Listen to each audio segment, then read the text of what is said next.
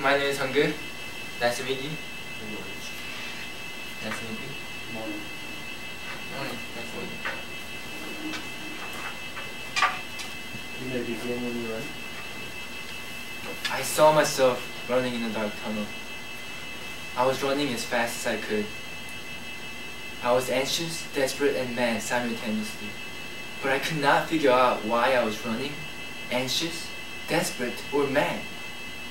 I saw the end of the tunnel. I made it! I shouted as I reached the blazingly bright light. I woke up, having a chill on my spine. This dream was unusual and frightening, but it was also the dream that changed my life forever. I was 10 when I came to America 8 years ago. I never thought I would leave Korea, but one day, my parents said, "You're going to America." Next thing I knew was that I was sitting in an airplane that would take me to the foreign country that I have no knowledge of. Although I was leaving my country, I firmly believed that I would always be Korean and always be at Korea in my heart. But the promise was slowly broken as I assimilated into American culture. And as I noticed in myself, I began to wonder, who am I? And this unusual dream forced me to seek my true identity of whether I'm a Korean or American. It felt like I was trapped between two equally strong friends pulling me to win me. This confusion soon became anxiety. Anxiety soon became desperation. And desperation soon became madness that I could not forget. The journey to the endless dark tunnel began. Days have passed since I tried to find an answer, and the answer I was looking for came unexpectedly. One day I was reading a Korean newspaper, and I saw that Senator Shin was coming to Dallas to talk to the Korean community about his experiences. Senator Shin was one of the most revered Koreans. He was adopted when he was about 10 years old, and with only his dream to become a politician, he became a first senator to be elected as a he was the first Korean to be elected as a senator.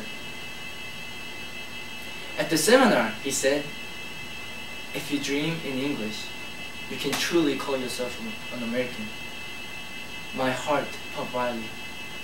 My dream was unusual because when I said I made it, I didn't say in Korean, 다 왔다, but I said I made it in English.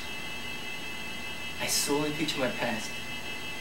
I started my day with rice and kimchi, Korean traditional food, went to school Monday to Saturday, and played soccer, the most popular sport in Korea.